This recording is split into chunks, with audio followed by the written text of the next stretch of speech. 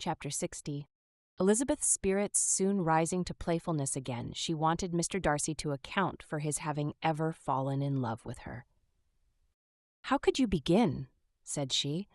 "I can comprehend your going on charmingly when you had once made a beginning, but what could set you off in the first place? I cannot fix on the hour, or the spot, or the look, or the words which laid the foundation. It is too long ago. I was in the middle before I knew that I had begun. My beauty you had early withstood, and as for my manners, my behavior to you was at least always bordering on the uncivil, and I never spoke to you without rather wishing to give you pain than not. Now, be sincere, did you admire me for my impertinence?" "For the liveliness of your mind I did." "You may as well call it impertinence at once. It was very little less. The fact is that you were sick of civility, of deference, of officious attention. You were disgusted with the women who were always speaking and looking and thinking for your approbation alone. I roused and interested you because I was so unlike them. Had you not been really amiable, you would have hated me for it. But in spite of the pains you took to disguise yourself, your feelings were always noble and just, and in your heart you thoroughly despised the persons who so assiduously courted you. There, I have saved you the trouble of accounting for it, and really, all things considered, I begin to think it perfectly reasonable. To be sure, you know no actual good of me, but nobody thinks of that when they fall in love. Was there no good in your affectionate behavior to Jane while she was ill at Netherfield? Dearest Jane, who could have done less for her? But make a virtue of it by all means. My good qualities are under your protection, and you are to exaggerate them as much as possible. And in return, it belongs to me to find occasions for teasing and quarreling with you as often as may be, and I shall begin directly by asking you what made you so unwilling to come to the point at last. What made you so shy of me when you first called and afterwards dined here?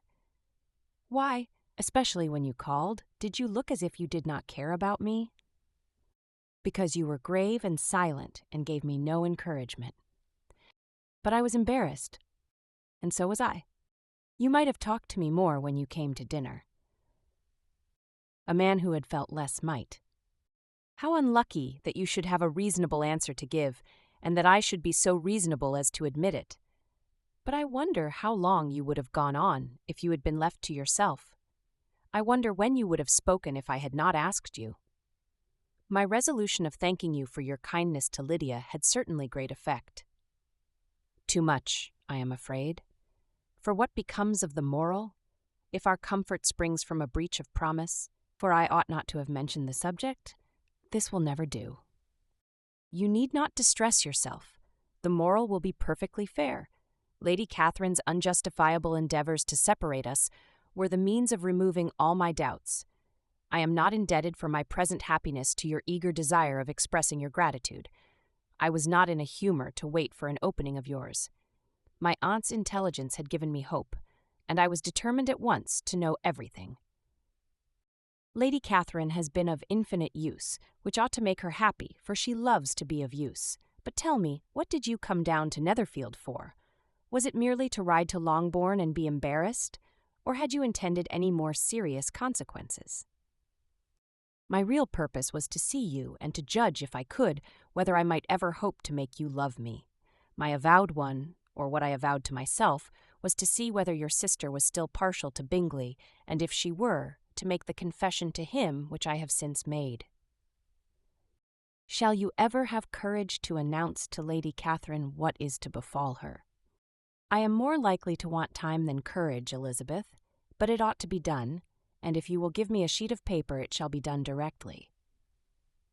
And if I had not a letter to write myself, I might sit by you and admire the evenness of your writing as another young lady once did.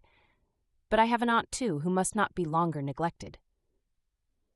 From an unwillingness to confess how much her intimacy with Mr. Darcy had been overrated, Elizabeth had never yet answered Mrs. Gardiner's long letter. But now, having that to communicate which she knew would be most welcome, she was almost ashamed to find that her uncle and aunt had already lost 3 days of happiness, and immediately wrote as follows. I would have thanked you before, my dear aunt, as I ought to have done, for your long, kind, satisfactory detail of particulars, but to say the truth, I was too cross to write, you supposed more than really existed. But now suppose as much as you choose. Give a loose to your fancy. Indulge your imagination in every possible flight which the subject will afford, and unless you believe me actually married, you cannot greatly err. You must write again very soon, and praise him a great deal more than you did in your last. I thank you again and again for not going to the lakes. How could I be so silly as to wish it? Your idea of the ponies is delightful. We will go round the park every day. I am the happiest creature in the world. Perhaps other people have said so before, but no one with such justice. I am happier even than Jane. She only smiles. I laugh. Mr. Darcy sends you all the love in the world that can be spared from me. You are all to come to Pemberley at Christmas. Yours, etc. Mr. Darcy's letter to Lady Catherine was in a different style, and still different from either was what Mr. Bennet sent to Mr. Collins in return for his last. Dear Sir, I must trouble you once more for congratulations.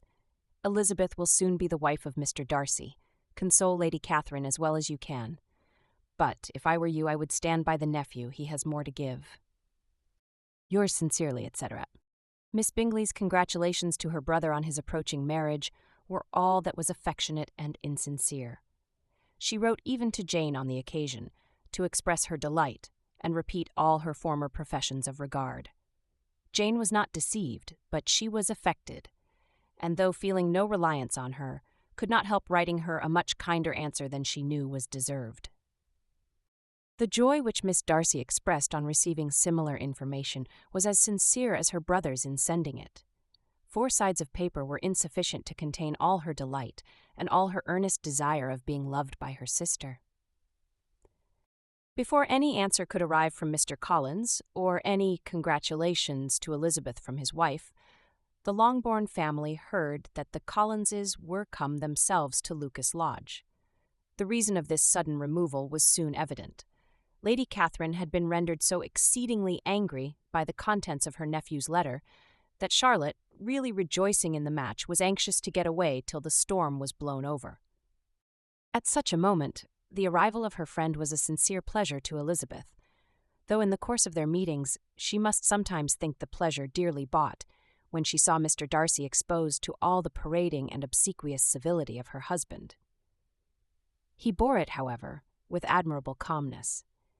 He could even listen to Sir William Lucas when he complimented him on carrying away the brightest jewel of the country, and expressed his hopes of their all meeting frequently at St. James's with very decent composure. If he did shrug his shoulders, it was not till Sir William was out of sight.